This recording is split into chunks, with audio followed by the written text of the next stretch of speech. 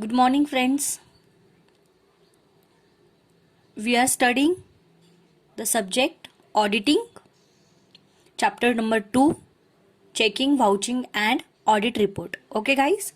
So, in the last lecture, we have done till preliminary expenses, right?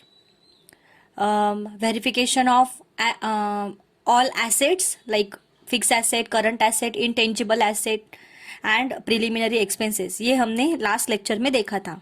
Now we are going to study difference between valuation and verification. Difference between valuation क्या है और verification क्या है, इन दोनों में difference क्या है. So first of all, valuation is a part and parcel of verification. It's only part of verification. Okay, it involves examination of the accuracy and propriety value. मतलब property value of various assets appearing in the balance sheet. जो भी balance sheet में दिखाए गए हैं assets, उनका proper valuation मतलब उनका प्रॉपर एग्जामिनेशन, उनके एक्यूरेसी कितनी है, फिगर ठीक से एक्यूर मतलब प्रॉपरली वहां पे शो किए गए हैं क्या, ये सब चीजें वैल्यूएशन में दिखते हैं, बताते हैं. And then verification means it includes ascertaining existences, ownership, possession, valuation and disclosure of an asset. It means कि वेरिफिकेशन में क्या होता है कि उस एसेट का एग्जिस्टेंस है, ओनरशिप है क्या, पोजेशन वैल्यूएशन क्या है एंड उसका डिस्क्लोजर किया है क्या, वो चीज वेरिफिकेशन में होती है. एंड वैल्यूएशन में द एक्यूरेसी का एग्जामिनेशन होता है, जो भी एसेट है उसके एक्यूरेसी का एग्जामिनेशन होता है. Okay, so these are the difference about between valuation and verification. What is the objective of this both? Okay, the objective of valuation is to ensure that the assets are valued as per the generally accepted accounting principle, GAAP, है ना. So generally accepted accounting principles के rule के तहत ये assets जो है उनकी value की गई है क्या, ये यहाँ पे एग्जामिन किया जाता है. एंड इन द वेरिफिकेशन का ऑब्जेक्टिव है कि verification is broader besides valuation. मतलब वेरिफिकेशन एक बहुत ब्रॉडर तरीके से किया जाता है. ये बिसाइड वैल्यूएशन के भी अलग है ना, वैल्यूएशन का भी मतलब आगे है, वैल्यूएशन करने के भी आगे है. The auditor has to satisfy himself. Auditor को खुद को सेटिस्फाई करना होता है कि the existence, ownership and possession and value of an asset ये एक्यूरेट है या नहीं. ओके, सो इनका उसे एग्जामिन करना पड़ता है, वो उसे इंश्योर करना पड़ता है. And he should satisfy himself कि जो भी regarding existence, ownership, possession and valuation of an asset. ठीक है. Now responsibility. What is the valuation and verification responsibility? The responsibility regarding valuation on the management. Okay, so valuation करने, asset की valuation करने की जिम्मेदारी किसकी होती है? मैनेजमेंट की होती है. एंड वेरिफिकेशन करने की जिम्मेदारी किसकी होती है? ऑडिटर की होती है. ये चीज आप ध्यान में रखो. वैल्यूएशन करने की रिस्पॉन्सिबिलिटी मैनेजमेंट एंड वेरिफिकेशन करने की जिम्मेदारी व्हाट? ऑडिटर. ठीक है. So auditor has a duty to verify the assets. He may be held liable for negligence in case of improper verification. Okay, so अगर वो इम्प्रॉपर वेरिफिकेशन उसने किया, मतलब ठीक सही ढंग से उसने वेरिफिकेशन नहीं किया, तो वो उस चीज के लिए जिम्मेदार होगा. ठीक है. So these are the difference between valuation and verification. Now we are going to move next point which is verification of liability. We have already seen the assets, verification of assets. Okay, now we are going to see verification of liability. कि liabilities का verification कैसे होता है. Guys we don't know about it के हमें कौन सा question आने वाला है, कौन सा नहीं. That is why we have to prepare all things. Okay, so please be carefully and थोड़ा सा अलर्ट रह के, बी अवेयर, मतलब अवेयर रह के हम लोगों को सब कुछ चीजें पढ़ना है. ठीक है, समझना है. And then we will realise that everything is easy, just we have to remember it. Okay, Now, verification of liabilities. Liabilities are the financial obligations of an enterprises to the outsiders, right? ये तो आप लोगों को पता ही है. These are classified as long term and short term liabilities. So we have two types of liabilities, long term liabilities and short term liabilities, right? So long term liabilities are payable over a long period of time. ये तो हमें पता ही है. It means कि more than 1 year का है ना. Where as short term liabilities are to be paid within a year's time, मतलब साल के अंदर ही, मतलब विद इन ईयर, मतलब 1 साल के अंदर ही उसे पे करना होता है. It is called short term liability. And 1 साल के बाद भी हम लोग पे कर सकते हैं. It is called long term liabilities. So in liabilities, long term liabilities के एग्जांपल्स है debentures, loans, deposits etcetera. Okay. And short term liabilities के एग्जांपल्स है bank overdraft, bills payable, expenses, मतलब outstanding expenses. These are the short-term liabilities. So verification of liabilities is the process of examination of legal and official documents to ensure ये ensure करने के लिए कि existence liability सच में है क्या, completeness, कितना completeness हुआ है, valuation, उनका valuation क्या है, and disclosure of liabilities of an entity मतलब organization. So उनका एक मतलब उनका डिस्क्लोजर करना लाइबिलिटीज का कि सच कितना वैल्यूएशन है लाइबिलिटी का. Okay guys. So what is the objective of verification of liability? So the objects are existence to ensure that कि लाइबिलिटीज बैलेंस शीट में जो दिखाई गई है वो एक्चुअली में, मतलब वो सच में है एंड सच में वो पेएबल है. Okay. So first objective is done. Next, completeness. So all liabilities have been accounted for in the books of the enterprises. So all the liabilities have been accounted, कि सारे जो liabilities है वो books में दिखाए गए हैं, है ना. So it is called completeness. So we have, the auditor have to ensure about it also. ठीक है.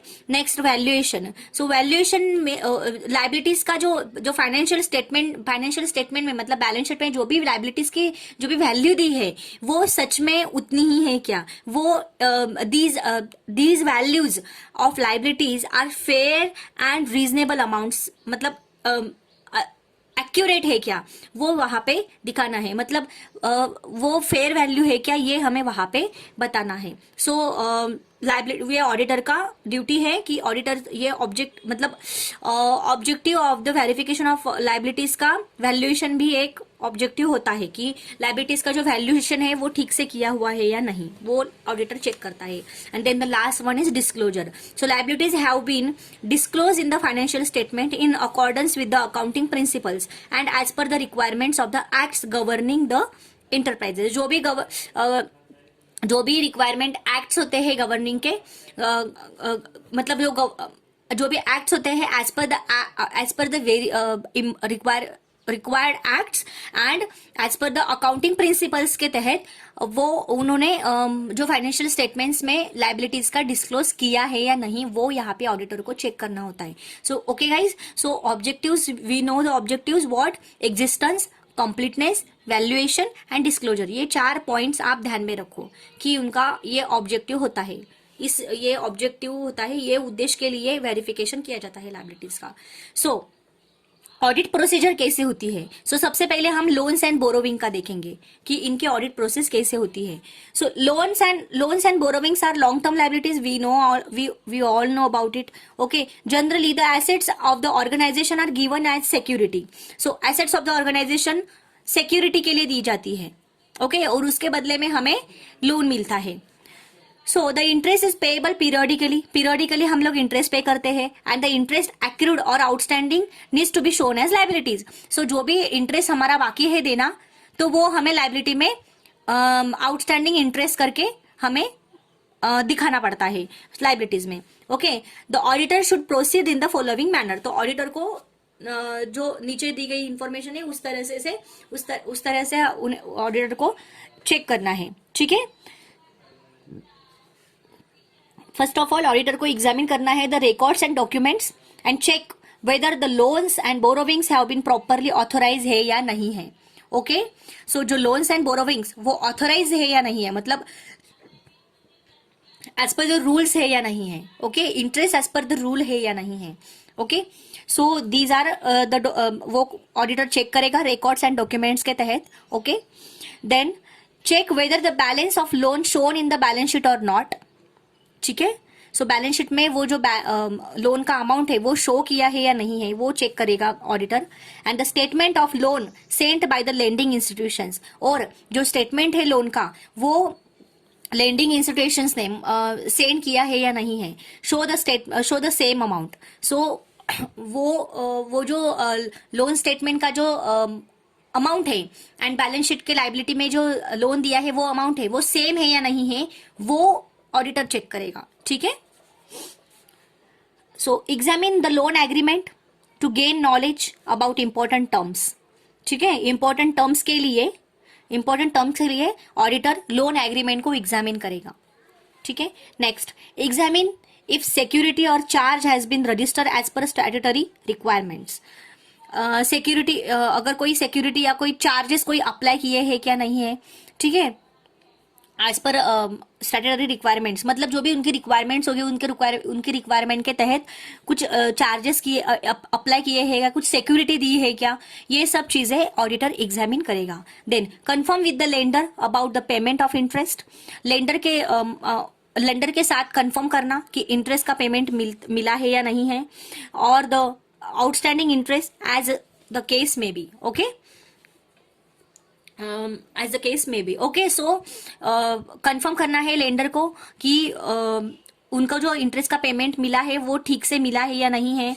ठीक है, मतलब पेमेंट को मतलब about the payment of interest, payment about interest के पेमेंट के बारे में लेंडर से कंफर्म करना है. ओके, एंड आउटस्टैंडिंग इंटरेस्ट, अगर कोई आउटस्टैंडिंग इंटरेस्ट होगा तो वो भी कंफर्म करना है. ये सब चीजें ऑडिटर करेगा. Next, verify whether the loans borrowings are properly classified in the balance sheet as per the legal requirement. जैसे मैंने बोला कि जो भी as per rule as per legal requirements के तहत बैलेंस शीट में लोन्स बोरोविंग से प्रॉपरली क्लासिफाई किया है या नहीं है, ये भी ऑडिटर चेक करेगा. ठीक है गाइस, बहुत ईजी है, आप लोगों को ये चीजें ध्यान में रखनी है कि अगर लोन्स एंड बोरोविंग्स का अगर ऑडिट आया तो तो ऑडिटर कैसे चेक करता है, तो ये सब चीजें आपको ध्यान में रखनी है. ठीक है, नेक्स्ट, क्रेडिटर्स. नेक्स्ट देखेंगे हम लोग, creditor is what. Auditor should obtain the schedule of the, अभी देखो क्रेडिटर की ऑडिट कैसे होता है. So auditor should obtain the schedule of creditors. उनका क्रेडिटर का शेड्यूल देखेगा वो. ठीक है, and compare it with the individual accounts of the creditors. Creditor का शेड्यूल देखेगा और इंडिविजुअल अकाउंट्स होते हैं जो क्रेडिटर्स के, उनके वो अकाउंट से वो कंपेयर करेगा. He should pay special attention to credit period, rebate, discount, returns etcetera. ठीक है, वो स्पेशल अटेंशन देगा कहाँ पे, क्रेडिट पीरियड कितना है, मतलब कितने दिन के लिए उनका पीरियड, मतलब उधारी पे कितने दिन का पीरियड है, एंड रिबेट कितना दिया, रिबेट और डिस्काउंट कितना दिया हुआ है, एंड रिटर्न कितना हमें मिला है. ओके, सो ये सब चीजें यहाँ पे मेंशन की है और ये ऑडिटर को बहुत अच्छे इन डेप्थ में उसे चेक करना है. Okay, inspect the purchase invoice and vouchers related to payment to creditors and check if the balance as shown in the creditors account is correct or not. क्या क्या check करना है, purchase invoice, vouchers related to payment to creditors, related मतलब payment को जो creditor को जो payment किया है उनके वाउचर्स हमें चेक करने हैं, परचेस इनवॉइस चेक करना है. राइट, परचेस करते हैं तभी तो हम लोग मतलब जिनसे हमने परचेस किया उन्हें हमें पैसे देने होते हैं, तो हमने उधारी पे हमने परचेस किया है, क्रेडिट बेस पे हमने परचेस किया है, सो इट मीन्स कि हमें उन्हें पैसे देने हैं, तो they are our creditors. Right, so उन्हें वो उनसे हमने क्या परचेस किया है उनका वो इनवॉइस ऑडिटर चेक करता है.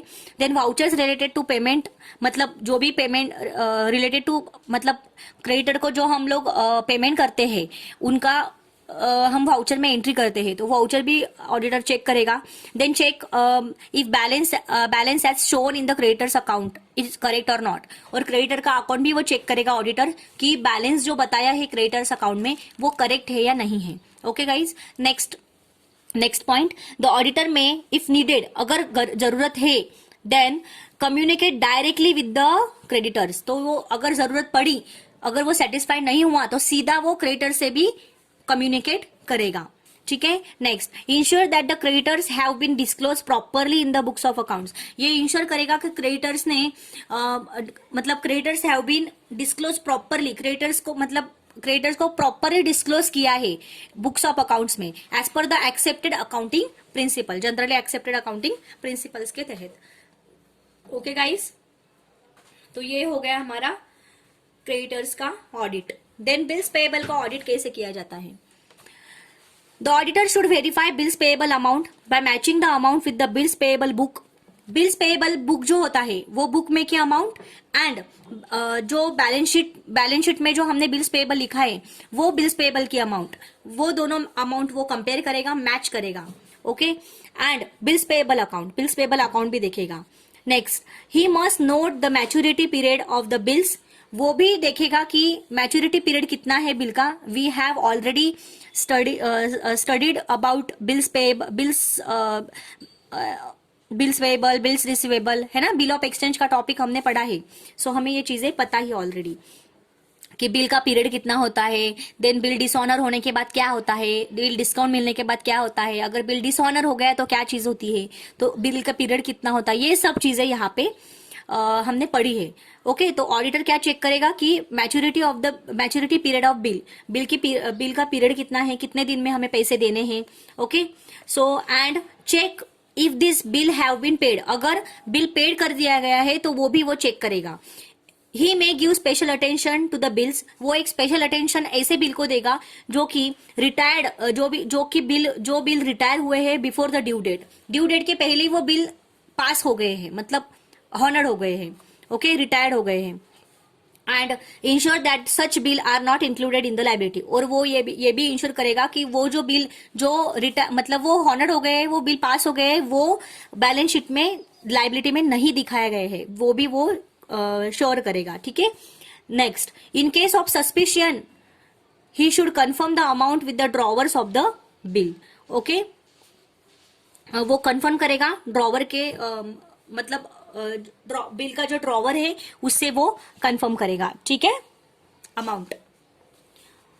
नेक्स्ट, मतलब कि बिल्स पेबल की जो अमाउंट है, हमारे पास जो भी बिल्स पेबल की जो वैल्यू है वो वैल्यू से अगर ऑडिटर सेटिस्फाइड नहीं हुआ तो सीधा वो ड्रॉवर के बिल से भी वो जो बिल का जो ड्रॉवर है उससे भी वो अमाउंट कंफर्म कर सकता है, ठीक है। So this is our audit of bills payable. Now outstanding expenses अगर है और outstanding liabilities अगर है, वही उसी को ही बोलते हैं, ठीक है। तो इस बारे में इसका ऑडिट कैसे करेंगे, ठीक है। So these are the short term liabilities, right. So these are the payments but not paid by the organization, ये एक पेमेंट्स है बट अभी तक पेड नहीं किए हुए हैं, so that is why this is called liabilities, ठीक है। So these are current liabilities. The items में इंक्लूड, इसमें आइटम्स क्या क्या इंक्लूड होते हैं आउटस्टैंडिंग एक्सपेंसेस में, हमें पता है, सैलरी, रेंट, रिपेयर्स बिल और any other expenses. If some cases it may be obvious, ठीक है। For instance salary and rent for the last month of the year, पता है हमें कि लास्ट मंथ का सैलरी बाकी है, लास्ट मंथ का रेंट बाकी है, anything else. So outstanding expenses we know about it, we know about the outstanding expenses very well, ठीक है। सो इन ऑर्डर, अभी ऑडिटर अगर चेक करने की बात आती है तो ऑडिटर क्या चेक करता है, the amount. The auditor should get the certificate from responsible official to see that all expenses for the current year are included, सारे एक्सपेंसेस करंट ईयर में इंक्लूड है, ठीक है। Next, he may be verify the original documents such as agreement, employment terms, increment letters, etc. ये सब चीजें वो check करेगा। Then he should verify the cash book, bank passbook to check actual payment. Okay, वो cash book भी check करेगा, bank passbook check करेगा, क्यों? क्योंकि वो एक्चुअल पेमेंट्स हमने कितने किए हुए हैं और लाइबिलिटी में हमने आउटस्टैंडिंग एक्सपेंसेस कितने दिखाए हैं, ये सब चीजें वो मैच करेगा, कंपेयर करेगा उनसे और उस पर एग्जामिन करेगा, उस पर स्टडी करेगा, ठीक है। And make sure that the amount stated has not been paid yet, और वो चेक करेगा कि जो हमने लाइबिलिटी में जो आउटस्टैंडिंग एक्सपेंसेस बताए हैं वो वही आउटस्टैंडिंग एक्सपेंसेस की अमाउंट अभी तक पेड नहीं की गई है, that is why we have return, that is why business have return in the liability side as outstanding expenses. Okay, so ये ट्रू है या नहीं है वो कंफर्म करने के लिए वो सारे अकाउंट्स ओरिजिनल डॉक्यूमेंट्स वो चेक करेगा। ठीक है, सो these are about audit of outstanding expenses or liabilities। ठीक है, so now we are going to move audit of share capital। ठीक है, share capital we show liability side but it is not a liability। okay, please keep in mind it's not a liability, we shown in liability side but it's not a liability। so for verification of share capital about मतलब share capital का जो verification होता है auditor करता है वो verification वो memorandum of association through करता है, then article of association and copy of prospectus issued by the enterprises from time to time. जो इंटरप्राइजेस प्रोस्पेक्ट्स इशू करता है वो टाइम टू टाइम वो चेक करेगा, आर्टिकल ऑफ एसोसिएशन चेक करेगा, memorandum of association check करेगा auditor about regarding share audit of share capital. ठीक है, he may verify the classes of shares issued, वो क्लासेस ऑफ शेयर्स देखेगा, verify करेगा जो कि हमने इशू किए हैं, and if it is allowed as per the articles of the company. ठीक है, जो वो अलाउड है वो ये भी चेक करेगा कि वो as per the company, as per the article of company वो अलाउड है या नहीं है। Next, the amount of paid up capital issued for cash, the amount of paid up capital issued for cash and that issued for consideration other than cash. ठीक है, ये भी वो चेक करेगा। Then he should go through the agreement with the vendors, वो agreement भी check करेगा, जो भी वेंडर्स के साथ हमने एग्रीमेंट्स किए हैं वो भी चेक करेगा, एंड उनका मोड ऑफ पेमेंट क्या था, चेक, कैश क्या था, या शेयर्स थे, ओके, या फिर कोई एक्सचेंज था, एक्सचेंज कोई करेंसी थी, वो भी वो चेक करेगा। ठीक है, beside the shares issued for consideration other than cash, अगर शेयर्स इशूड किए हमने कैश के मतलब अदर देन कैश के बदले में, मतलब कैश अदर देन कैश के बदले में हमने अगर शेयर्स इशू किए, सो must be shown separately in the balance sheet, तो वो भी हमें सेपरेटली बैलेंस शीट में दिखाने चाहिए। ठीक है, next, besides the shares issued for, ठीक है ये हो गया इन the balance sheet. The calls in arrears should be verified, calls in arrears हमें वेरीफाई करने चाहिए, कितने कॉल्स बाकी है, कितने कॉल्स आने बाकी है। Okay, besides the forfeiture of shares, अगर फॉरफीचर शेयर्स के बारे में अगर हम देखें, इशू ऑफ बोनस शेयर्स, मतलब इनके साथ में फॉरफीचर ऑफ शेयर्स का भी वो एग्जामिन करेगा, कितने शेयर्स हमने जब्त किए हैं। ठीक है, इशू ऑफ बोनस शेयर्स हमने कितने दिए वो भी वो चेक करेगा, एंड राइट इशू भी चेक करेगा, should be in accordance with the laws of applicable to the type of organization, जो भी लॉ एप्लीकेबल है अब हमारे ऑर्गेनाइजेशन को, वो लॉज के अकॉर्डेंस ही हम लोगों ने ये चीजें की है, मतलब जो भी हमने एक्टिविटीज की है अबाउट रिगार्डिंग शेयर वो लॉज के तहत ही होना चाहिए, ये वो चेक करेगा, मतलब forfeiture of shares, issue of bonus shares, right issue, ये सब चीजें as per the law we have done वो ये चेक करेगा। ठीक है, the cash book and passbook may be verified to check the amount of paid up capital, cash book and passbook वो check करेगा पेड अप कैपिटल के amount check करने के लिए। ठीक है, so these are the about audit of share capital. Now next, debentures, share capital में debentures, share capital हो गया, now debentures. So debentures it's a loan, right ना, it is a loan. So examine the memorandum and duties of the company to ascertain the borrowing powers। ठीक है, examine the memorandum and duties, memorandum को वो examine करेगा, and duties of the companies की duties क्या है, to ascertain borrowing powers को ascertain करने के लिए। ठीक है, देन कैश रिसीव्ड, जो हमने जो डिबेंचर्स इशू किए लोगों को, उनसे हमें जो कैश मिली है वो कैश हमने वाउचर में एंट्री की है या नहीं है वो चेक करेगा debenture auditor. Next, if the debentures are repayable at a premium, अगर डिबेंचर्स रीपेएबल किए हैं, मतलब पे करने बाकी है डिबेंचर्स को, प्रीमियम के तहत. So ensure the sufficient provision has been made to pay the premium.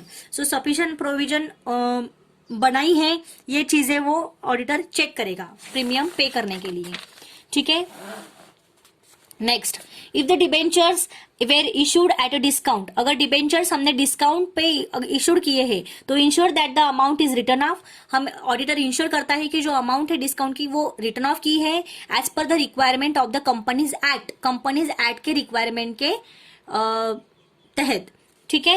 And the balance sheet and the balance is shown on the asset side of the balance sheet. और जो balance है वो asset side में हमने balance sheet के asset side में हमने show किया है, वो भी वो इंश्योर करेगा. ठीक है. In short we can say कि जो भी ऑर्गेनाइजेशन ने जो भी डिबेंचर्स इशू किए हैं उस पे अगर ऑर्गेनाइजेशन में डिस्काउंट दिया है वो डिबेंचर पे, तो वो डिस्काउंट क्या हो गया, हमारा फायदा हो गया. So it is our asset, right. So it will be so that amount, that balance will be show in asset side.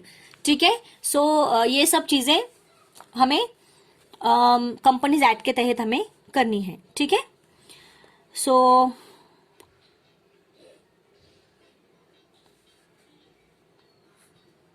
Okay, next,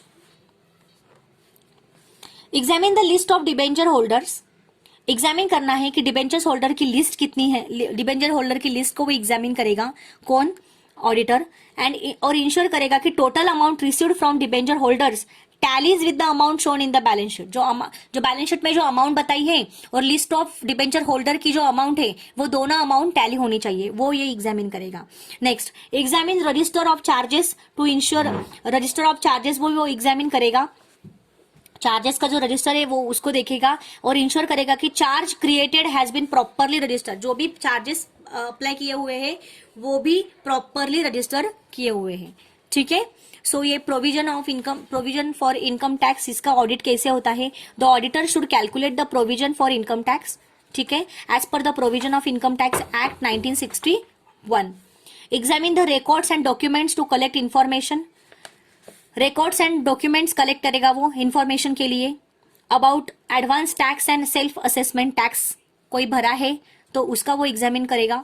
then auditor should ensure that proper disclosure has been made in the final account. Final account में auditor देखेगा कि final account में proper disclosure tax का किया है या नहीं है. ठीक है.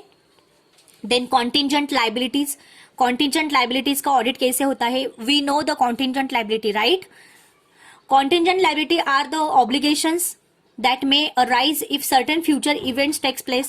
है ना. contingent liability, it's a probability, right guys. so it is liability or not, it should be liability or it should not be liability. okay.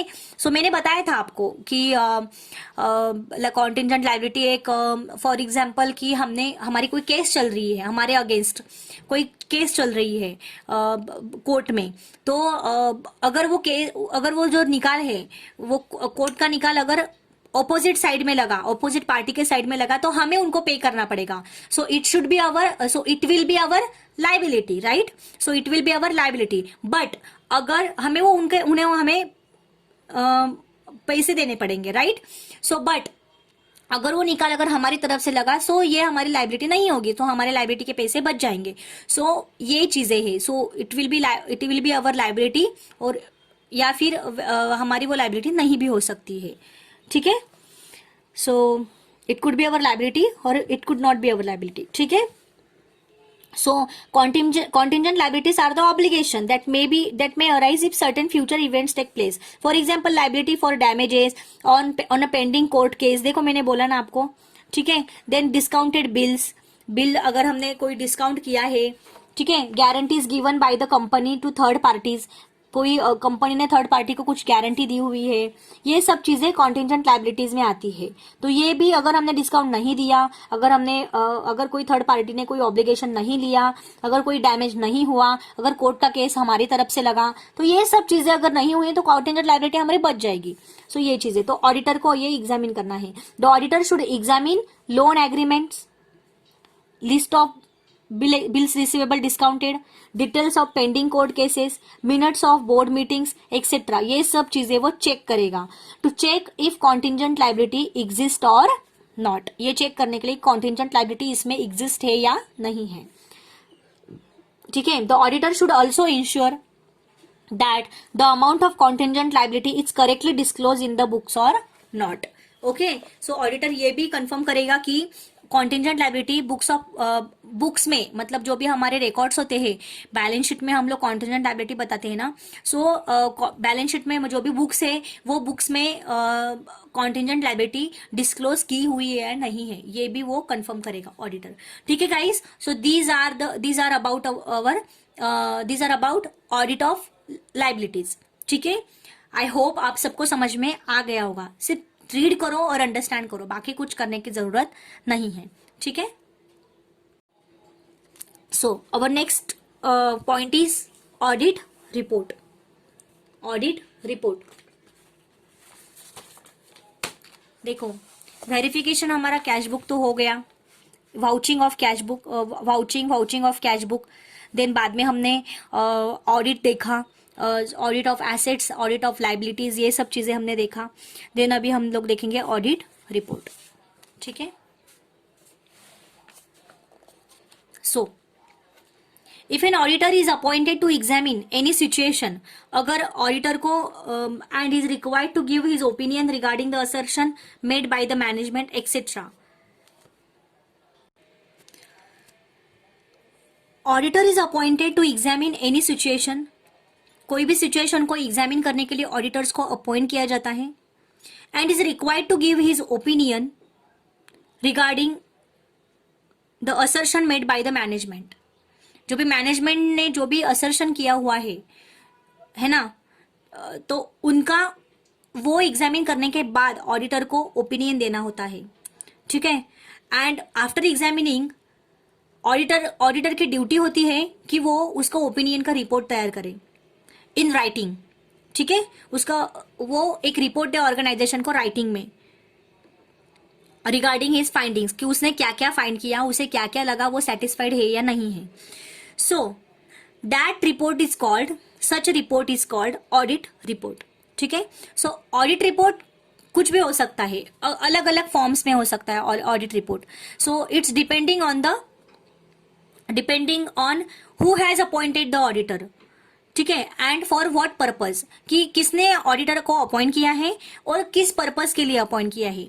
ठीक है. कोई ऑडिटर अपॉइंट किए जाते हैं एनर्जी कंजम्पशन के लिए, कि एनर्जी हमारी कितनी जा रही है ना, मतलब जो हमारी जो एनर्जी इलेक्ट्रिसिटी होती है या फिर कोई ऊर्जा हम लोग बोलते हैं ना, एनर्जी वगैरह.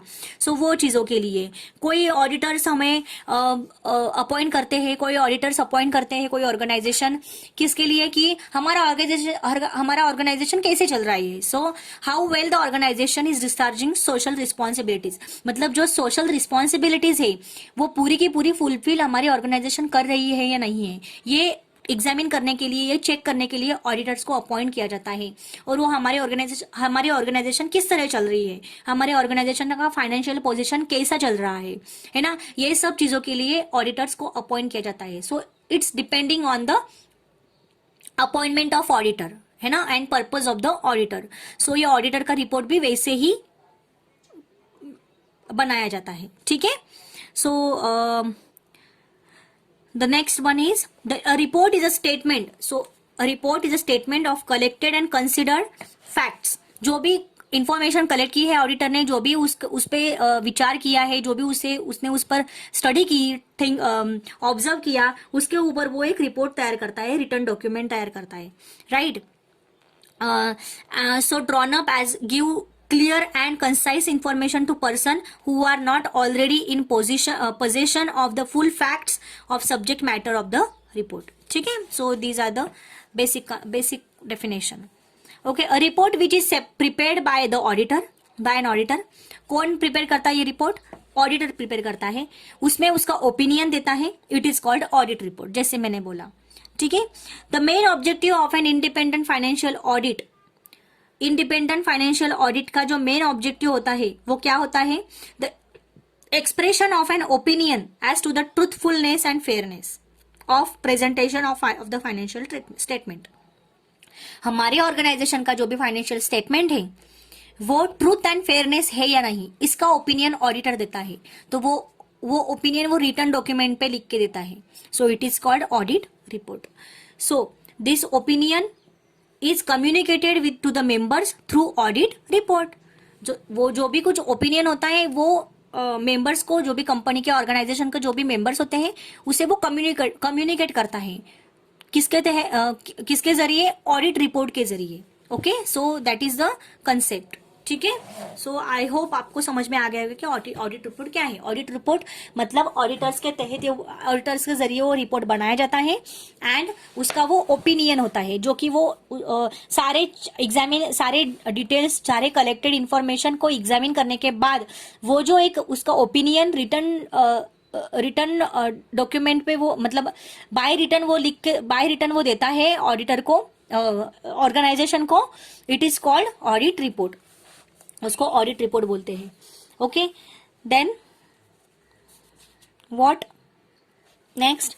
Section 227 clause 2 of the companies act, company act के सेक्शन 227 क्लॉज 2 में क्या रिक्वायर है? The auditor to give his report to the members of the company. Auditor ने उसका ऑडिट रिपोर्ट कंपनी के मेंबर्स को देना चाहिए। किस पे देना, कौन से इस पे रिपोर्ट देना चाहिए, वो हमें नीचे दिया गया है। So auditor has to give the report to the members of the company on account examine by him. उसने कौन से अकाउंट एग्जामिन किए उस पे उसे रिपोर्ट देना चाहिए। Every balance sheet and profit and loss account laid before a general meeting during his tenure. ठीक है, every balance sheet and profit and loss account, every balance sheet and profit and loss account laid before a general meeting during his tenure. उसके tenure मतलब उसका जो period है वो period के अंदर ही general meeting during his period. ठीक है, so every balance sheet and profit and loss account जो जनरल मीटिंग के पहले हुई है, जनरल मीटिंग के पहले जो भी balance sheet profit and loss account उसको चेक करना ड्यूरिंग हिज टेन्योर, उसका जो भी टेन्योर होगा उस टेन्योर के अंदर। ठीक है, ये सब चेक करने के बाद वो रिपोर्ट देगा ऑडिटर। ठीक है, next, every document that is a part of or annex to, हर एक डॉक्यूमेंट जो उसका पार्ट है annex to such balance sheet and profit and loss account, for example list of investment particulars required by section 372 clause 9। ठीक है, ये सब check करेगा वो। However does not include documents, कौन से डॉक्यूमेंट्स इसमें इंक्लूड नहीं है? That are attach to the balance sheet, जो कि वो बैलेंस शीट को अटैच है। For example directors report, so director reports इसमें इंक्लूड नहीं होगा। ठीक है, सो इस चीजों पे वो ऑडिट रिपोर्ट देगा। कौन? ऑडिटर। ठीक है guys, so auditors duty to report can be grouped under 2 categories. Auditor की ड्यूटी है कि वो जो रिपोर्ट देगा वो 2 कैटेगरीज में रिपोर्ट देगा, 2 कैटेगरी में। कौन सी कैटेगरी है? First category statement of fact, fact पे जो भी फैक्ट्स है उस पर स्टेटमेंट देगा, और दूसरा ऑडिटर का ओपिनियन। 2 कैटेगरी में वो रिपोर्ट बनाएगा। So first of all statement of fact क्या है वो हम देखेंगे। The matters related to account, financial statement etcetera, where auditors give a report on the facts objectively. It's called statement of fact. आ गया समझ में? जो भी matters account and financial statement के रिलेटेड जो भी मैटर्स है उस पे वो जो ओपिनियन देगा, उस पे वो जो मतलब वो जो फैक्ट है वो फैक्ट पे वो एग्जामिन करेगा फैक्ट को। वो एग्जामिन करने के बाद जो वो स्टेटमेंट देगा वो स्टेटमेंट को बोलेंगे statement of fact related to accounts and financial statements. ठीक है, here the auditor is not express his view. यहाँ पे ऑडिटर उसका ओपिनियन नहीं देगा, यहाँ पे वो सिर्फ फैक्ट को एग्जामिन करेगा और वो फैक्ट का स्टेटमेंट देगा। ठीक है, statement of fact related to देखो अभी मतलब क्या करेगा वो, उसका मतलब स्टेटमेंट ऑफ फैक्ट में क्या रिलेटेड है वो देखेंगे हम लोग। Whether the auditor has obtain all the information explanations, auditor क्या करेगा? सारे इंफॉर्मेशन एंड एक्सप्लेनेशंस देखेगा। Which to the best of his knowledge and belief, जो कि उसके नॉलेज एंड जो भी उसका बिलीफ है उसके तहत होगा। Where necessary for the purpose of his audit. ठीक है, सो उसका नॉलेज एंड उसका बिलीफ वो बहुत बहुत जरूरी है ऑडिट के लिए। ठीक है, कि पर्पस क्या है ऑडिट के पर्पस के लिए, ठीक है। उसका नॉलेज एंड उसका बिलीफ बहुत जरूरी है, उसके लिए उसे जो भी इंफॉर्मेशन एंड एक्सप्लेनेशंस वो उसे देने होंगे, ठीक है। Next, whether the report of on the accounts, report on the accounts के report of any branch audited by the branch auditor has been forwarded to him and how the auditor has dealt with it while preparing his report।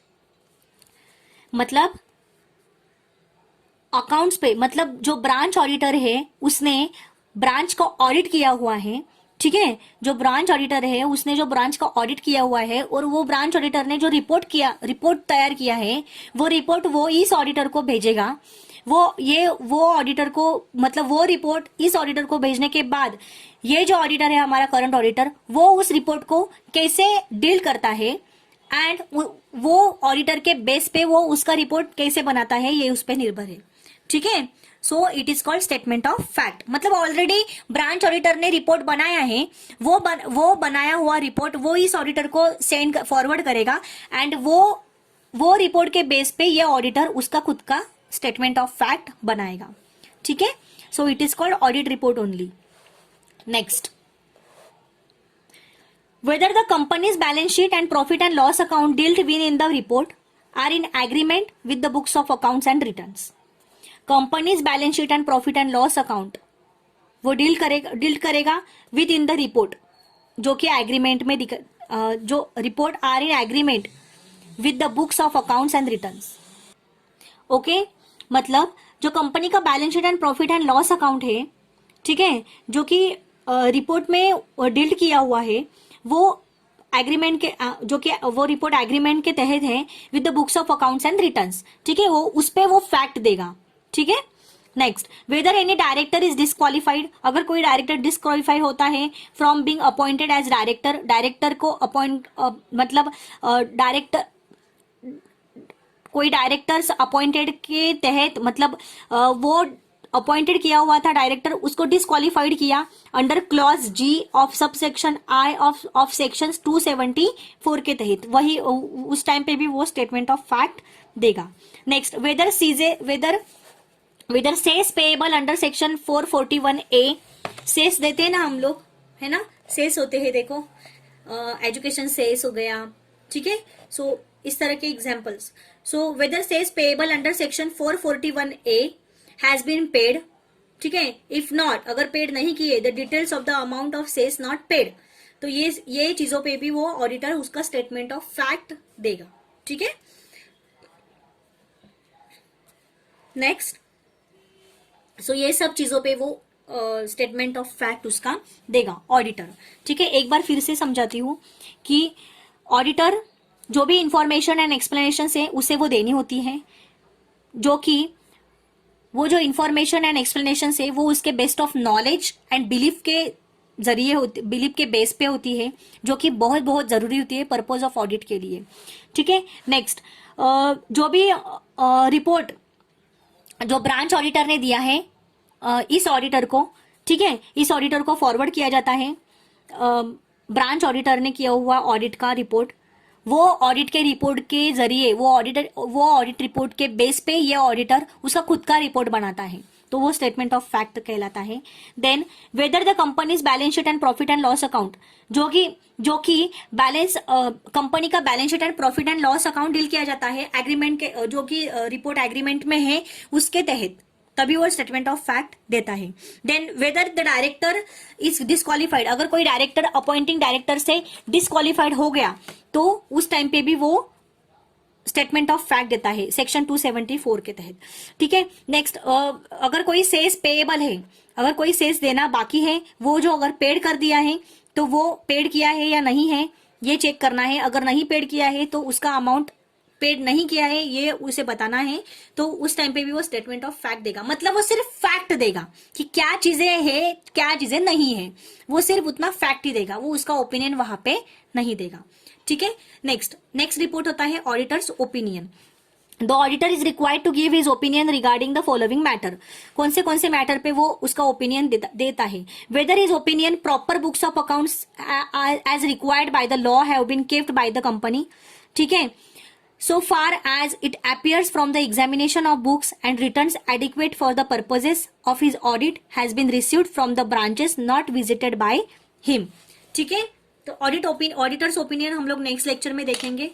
ठीक है guys, statement of fact हमने पढ़ लिया. Auditors report हमारा हम लोग study कर रहे हैं, उसमें स्टेटमेंट ऑफ फैक्ट हो गया. नेक्स्ट लेक्चर में हम लोग ऑडिटर्स ओपिनियन से स्टार्ट करेंगे.